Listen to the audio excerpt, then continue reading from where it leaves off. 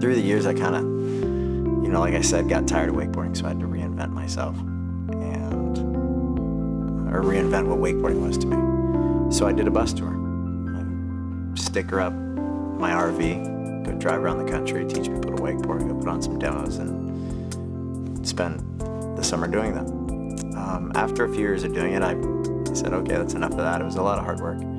So I went to take all the stickers off my RV, and I did it with my hands, bare hands, and it was tough. There's these huge stickers that have been cooked into the RV for over 4 or 5 years. And while I was peeling them off, I used my fingernails, razor blades, whatever I could do to get any bit of the sticker out. And I noticed that as soon as I would get just a corner of the sticker out, I could just begin pulling it off. And once I got, a bit more, and it just became super easy, I would tear the whole thing up.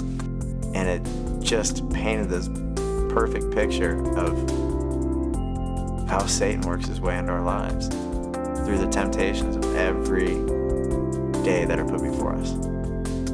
And as soon as we let him get just a little bit of his fingernail underneath us, just to remove us, because I see God is like, I don't want to say my RV, but he's just like this wall, and we're the sticker, and Jesus is the glue, and he holds us together.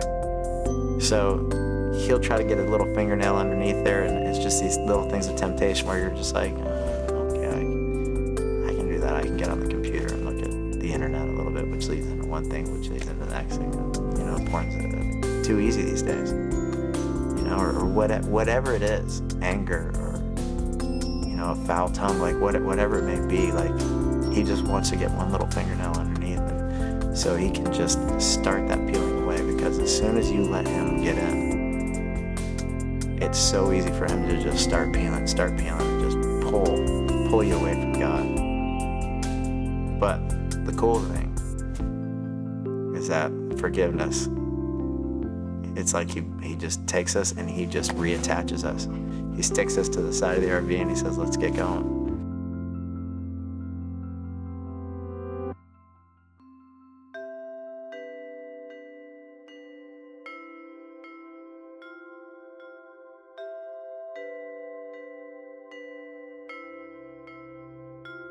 Even Jesus wasn't free of temptation. And that was the first thing that happened to him after he was baptized. He immediately was taken out to the desert. And 40 days, didn't eat. So he was probably pretty hungry. And every time Satan tempted him with something, the first thing he did was quote scripture. And I think that's been one of the best things for myself, is staying in the Word daily. Being involved in the sport of wakeboarding allows for a lot of temptations. But I'll say there's temptations wherever you go. Whether it's that second look, the girl in the bikini in the boat, or whatever it is, I just have to fill my mind with something else. And I find the scripture is the first thing to chase those things away. So I do it with Psalm 119. Kind of the middle of it, it's one of the longest psalms. It's how can a young man keep his way pure? By keeping it according to thy word. And so I just keep repeating that and go further into the scripture and just keep filling my head with that. And when I do that, I find those other things of temptation, they get out of my head pretty quick.